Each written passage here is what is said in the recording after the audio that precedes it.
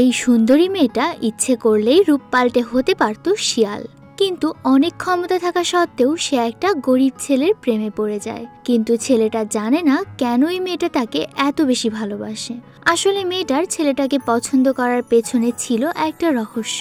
অন্যদিকে মেয়েটার মতো ক্ষমতা যাদের ছিল তারা কেউই চায় না সে একটা মানুষের প্রেমে পড়ুক। অ্যাকশন, অ্যাডভেঞ্চার আর রোমান্সে ভরা গল্পটার প্রতিটা মুহূর্ত আপনারা উপভোগ করতে পারবেন। তো চলুন আর দেরি না করে একটা কিউট লাভ স্টোরি শুরু করে দেই।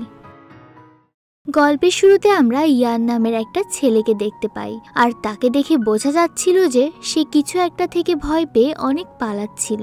ইয়ানকে দেখে মনে হচ্ছিল কেউ যেন তাকে তাড়া করছে, আর পালাতে পালাতে সে একটা বিল্ডিং এর ছাদের উপরে চলে আসে, যেখান থেকে পা পিছলে ইয়ান নিচে পড়ে যাচ্ছিল। আর এখানে নিচে পড়তে পড়তেই তার চোখের সামনে নিজের জীবনের একটা ট্রেলার শুরু হয়। তখন দৃশ্য পরিবর্তন হলে আমরা দেখতে পাই একদিন ইয়ান একটা রেস্টুরেন্টে এসেছিল একজন ধনী মহিলার সাথে দেখা করতে। আসলে ইয়ান একজন অভিনেতা হতে চাইতো, আর তাই সে একজন মাফিয়ার কাছ থেকে কিছু টাকা লোন নিয়ে একটা মুভি বানানোর চেষ্টা করছিল, কিন্তু সেটা চরমভাবে ফ্লপ হয়ে যায়। আর তারপর থেকেই সেই মাফিয়ারা প্রতিনিয়ত তাকে টাকার জন্য প্রেসার দিচ্ছিল। এছাড়াও ইয়ানের বাবার মানসিক অবস্থা ভালো নেই, তাকে একটা হাসপাতালে ভর্তি করে রাখা হয়েছে। তাই ইয়ানের টাকার অনেক প্রয়োজন, কিন্তু সে বর্তমানে একটা চিড়িয়াখানায় চাকরি করে, আর সেখানকার বেতন দিয়ে তার নিজেরই ঠিকমতো চলে না। তাই আর কোনো উপায় না পেয়ে ইয়ান ঠিক করেছে সে কোনো ধনী মহিলাকে বিয়ে করবে, আর সেই টাকা দিয়েই নিজের লোনগুলো পরিশোধ করবে। সমাজে এমন অনেক ধনী মহিলা ছিল যারা আসলে বিধবা, কিন্তু সমাজের চাপের কারণে তাদের একজন স্বামীর প্রয়োজন, আর তাদের সাথেই কন্ট্রাক্ট ম্যারেজে যাওয়ার প্ল্যান করছিল ইয়ান। কিন্তু এই মহিলার সাথে দেখা করতে এসেও এমন কিছু ভুলভাল কথা বলে ফেলে যে কারণে এই মহিলা তাকে রিজেক্ট করে। কিন্তু ইয়ান হাল ছাড়ে না, সে আবারও চেষ্টা করার জন্য আরেকজন ক্লায়েন্টের সাথে দেখা করতে যায় অন্য একটা রেস্টুরেন্টে। এমন সময় হঠাৎ করে তার সামনে একটা মেয়ে চলে আসে। মেয়েটা বলে তার নাম বাই, আর বাই সেখানে এসে ইয়ানের সাথে এমন ভাবে কথা বলতে শুরু করে যেন তাকে অনেক আগে থেকেই চেনে। কিন্তু বেচারা ইয়ান তো অনেক কনফিউজড হয়ে যায়, সে কিছুই বুঝে উঠতে পারছিল না কি হচ্ছে। ইয়ানের তেমন ইন্টারেস্ট না থাকার পরেও বাই তার প্রতি অনেক ইন্টারেস্ট দেখাচ্ছিল, আর কথা বলতে বলতে এক পর্যায়ে বাই ইয়ানকে বলে, তোমাকে আমি একটা গোপন কথা বলি, আসলে আমি কোনো সাধারণ মানুষ না, আমি হলাম পশু মানবদের দুনিয়ার সব থেকে বিরল প্রজাতির সাদা শিয়াল। আসলে ইয়ান যেখানে থাকতো সেখানে সেও ছোটবেলায় এই ধরনের পশু মানবদের গল্প অনেক শুনেছে, কিন্তু আসলে এগুলোকে সে বিশ্বাস করতো না। সে ভাবতো এগুলো শুধুই রূপকথা। কিন্তু এদিকে বাই তো তাকে এটা প্রমাণ করার জন্য খুব ব্যস্ত যে না, সে যেটা বলছে সেটা আসলে সত্যি। কিন্তু তখনই ইয়ান খেয়াল করে তার কাছে যে মাফিয়ারা টাকা পেত তারা হঠাৎ করে সেই রেস্টুরেন্টে চলে এসেছে, আর তাই তাদের থেকে লুকানোর জন্য ইয়ান তার মুখ ঢাকার অনেক চেষ্টা করে। কিন্তু বাইয়ের আচরণের কারণে ইয়ান তাদের নজরে চলে আসে, তাই সেখান থেকে পালাতেই ইয়ান দৌড়ে রেস্টুরেন্টের ওয়াশরুমে চলে আসে। কিন্তু সেখানে এসেও বেচারার শেষ রক্ষা হয় না, কারণ ওয়াশরুমে আগে থেকেই মাফিয়াদের বস বসেছিল। সে ইয়ানকে একটা লাথি মেরে তাদের সাথে ধরে নিয়ে আসে, আর একটা ফাঁকা জায়গায় নিয়ে এসে সবাই মিলে ইয়ানকে ভয় দেখাতে থাকে। এমনকি মাফিয়া বস তার একজন লোককে দিয়ে হাতের আঙুল কাটিয়ে ইয়ানকে ভয় দেখাতে শুরু করে। তাকে বলে যে করেই হোক তোমাকে আমাদের টাকা দ্রুত দিয়ে দিতে হবে, তা না হলে এভাবে তোমার আঙুল একটা করে কেটে নেওয়া হবে। আর এভাবে ভয় দেখিয়ে মাফিয়া বস ইয়ানের কাছ থেকে তার শেষ টাকাগুলো নিয়ে চলে যায়। এরপর রাতে যখন ইয়ান বাড়ি ফেরে তখনও সেই মাফিয়া বস ইয়ানকে থ্রেট দিয়ে বিভিন্ন মেসেজ পাঠিয়ে যাচ্ছিল। ইয়ান কিছুতেই ভেবে পাচ্ছিল না কিভাবে তাদের টাকা ফেরত দেবে।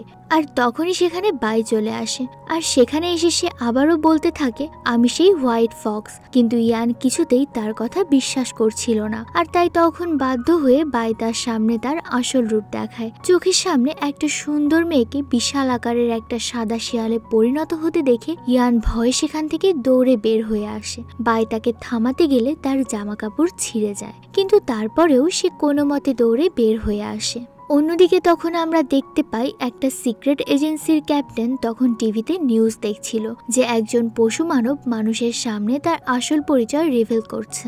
আসলে এই এজেন্সিটা ছিল পশু মানবদের একটাই এজেন্সি, যেখানে তারা পশু মানবদের রহস্য মানুষের থেকে লুকিয়ে রাখত। আর সেই টিভিতে স্পষ্ট দেখা যাচ্ছিল যে বাইক কিভাবে একটা মানুষের সামনে তার আসল রূপ প্রকাশ করেছে। তাই তখন ক্যাপ্টেন তার বাকি সাথীদেরকে নিয়ে বাইকে আটকাতে আসে। ইয়ান তখন শহরের মধ্যে তার প্রাণ বাঁচাতে এদিক ওদিক ছুটে বেড়াচ্ছিল, আর দৌড়াতে দৌড়াতে সে একটা ছাদে আসে এবং সেখান থেকে পা পিছলে নিচে পড়ে যাচ্ছে। এই দৃশ্যটা আমরা গল্পের শুরুতেই দেখেছিলাম, কিন্তু ইয়ান ছাদ থেকে পড়ার সময় সেখানে পশু মানবদের সেই ক্যাপ্টেন চলে আসে আর তাকে কোনোভাবে বাঁচিয়ে নেয়। কিন্তু ভয়ে ইয়ান ততক্ষণে জ্ঞান হারিয়ে ফেলেছে। এরপর তারা বাইকের সাথে নিয়ে সেখান থেকে চলে যায় আর ইয়ানকে ওই অবস্থায় সেখানে ফেলে রেখে যায়। পরের দিন সকালে যখন ইয়ানের জ্ঞান ফেরে, সে এসে দেখে শহরের মানুষ তার দিকে কৌতূহলের চোখে তাকিয়ে আছে।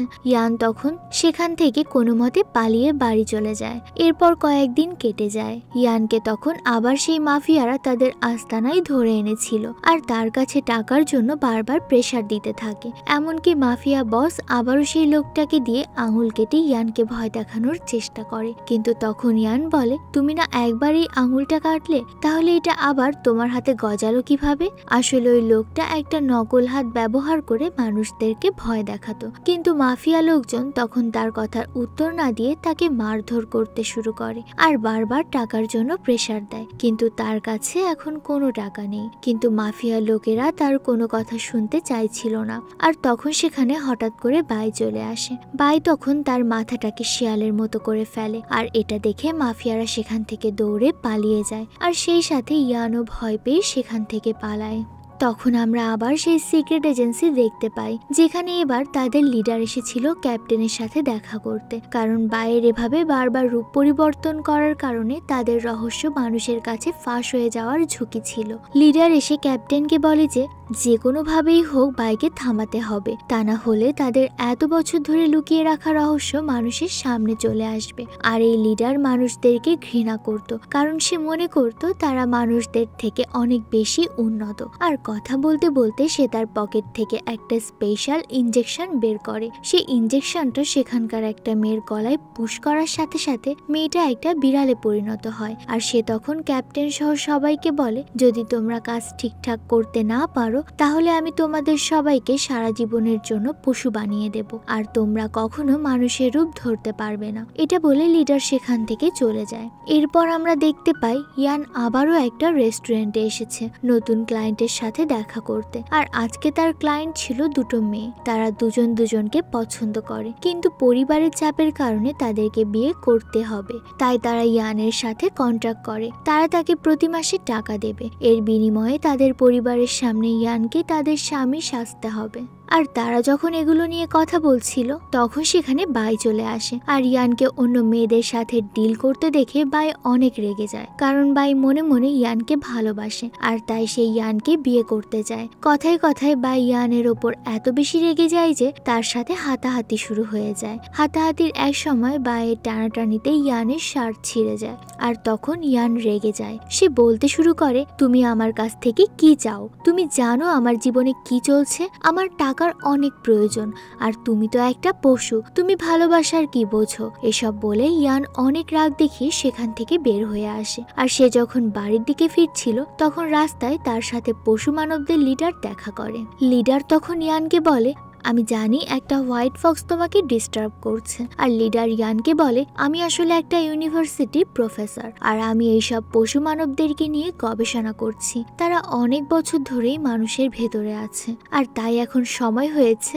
আমাদের তাদের ব্যাপারে আগে থেকে সবকিছু জেনে রাখা উচিত। এরপর সে ইয়ানকে সেই বিশেষ মেডিসিনের ইনজেকশনটা দিয়ে বলে, তুমি যদি আমাদেরকে ওই মেয়েটাকে ধরতে সাহায্য করো তাহলে তোমার সব লোনের টাকা আমি পরিশোধ করে দেব। এটা বলে লিডার লিডার ইয়ানকে অনেকগুলো টাকা অ্যাডভান্স হিসেবে দেয় এবং সেখান থেকে চলে যায়। আর ইয়ানও আর কোনো উপায় না পেয়ে মনে মনে ঠিক করে সে কাজটা করবে। এরপর ইয়ান একটা মেলায় আসে। সেখানে এসে সে বাইকে দেখতে পায়। বাই তখন একটা প্লাস্টিকের ব্যাগে করে প্লাস্টিকের বোতল কুড়াচ্ছিল। আর তার কাছে এসে সে আজকে সারাদিনের প্লাস্টিক বিক্রির টাকা ইয়ানের হাতে তুলে দেয়। ইয়ান তখন জিজ্ঞেস করে, তুমি আমাকে এগুলো দিচ্ছ কেন?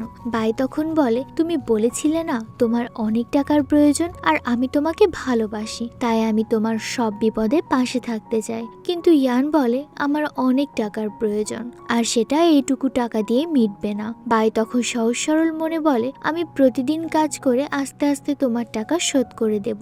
বাইয়ের সরলতা দেখে ইয়ানের মন গলে যায়, আর তাই সে বাইকে সেই মেডিসিনের ইনজেকশনটা পুশ করতে গিয়েও করে না। তারপর বাই একটা ক্লাবে আসে বেশি টাকা ইনকামের জন্য, আর সেখানে তাকে ক্লাবের কিছু মেয়েদের সাথে একটা রুমে পাঠানো হয়।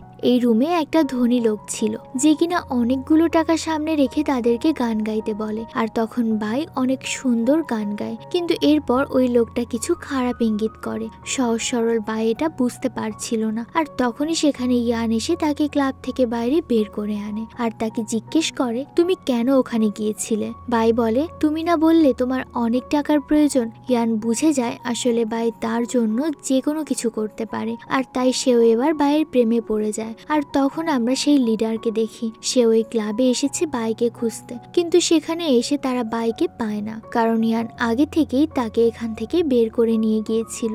ইয়ান তখন বাইকে তার সাথে করে বাড়িতে নিয়ে আসে, আর সেখানে এসে তাদের মধ্যে কিছু রোমান্টিক মুহূর্ত তৈরি হয়। বাই হঠাৎ করেই তার হাত আর ইয়ানের হাত কেটে একসাথে করে কিছু মন্ত্র পড়তে শুরু করে, আর এরপর সে ইয়ানকে বলে, আমাদের বিয়ে হয়ে গেছে, আর তাই আজকে থেকে আমি ছাড়া তোমার আর কোনো ক্লায়েন্ট থাকবে না। তখন ইয়ান বাইকে জিজ্ঞেস করে, তুমি আমাকে এত বেশি ভালোবাসো কেন?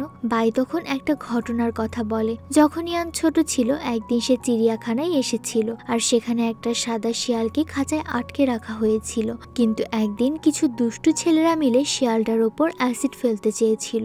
ইয়ান ছোট হলেও সে তাদেরকে বাধা দেয়, আর ছেলেগুলোর ছোড়া অ্যাসিডের থেকে শিয়ালটাকে বাঁচাতে সে অ্যাসিড নিজের গায়ে নিয়ে নেয়। আর সেই ছোট্ট শিয়ালটা ছিল আসলে বাই। সেদিন ইয়ানের সাহস আর ভালো মন দেখে তখন থেকেই বাই তাকে পছন্দ করে ফেলেছিল। এরপর তারা দুজন ইন্টিমেট হয়ে ঘুমিয়ে পড়ে। রাতে তারা দুজন যখন ঘুমাচ্ছিল তখন ইয়ানের ফোনে একটা কল আসে। বাই কলটা রিসিভ করলে দেখতে পায় ইয়ানের বাবা ফোন দিয়েছিল। সে বাইকে জিজ্ঞেস করে, তুমি কে আর আমার ছেলে কোথায়? তখন বাই তার পরিচয় দিয়ে ইয়ানকে দেখিয়ে বলে, আপনার ছেলে ঘুমাচ্ছে। অন্যদিকে লিডার যখন ক্লাবে এসে বাইকে পায় না, তখন সেখানে থাকা অন্যদেরকে জিজ্ঞাসাবাদ করার সময় লিডার খেয়াল করে এখানকার একটা মেয়ে আসলে পশু মানব, কিন্তু সে তাদের এজেন্সির নিয়ম ভঙ্গ করে এখন মানুষের সাথেই থাকে। আর তাই লিডার তাকে জিজ্ঞেস করে এখানে একটা মেয়ে ছিল, তাকে কে নিয়ে গেছে? মেয়েটা তখন লিডারকে জানায় তাকে একটা ছেলে এখান থেকে নিয়ে গেছে। এটা শুনে লিডারের আর বুঝতে বাকি থাকে না যে নিশ্চয়ই ইয়ানই তাকে নিয়ে গেছে। এরপর লিডার একটা ছুরি দিয়ে মেয়েটার গলা কেটে তাকে মেরে ফেলে, কারণ আগেই বলেছি লিডার মানুষদেরকে ঘৃণা করে।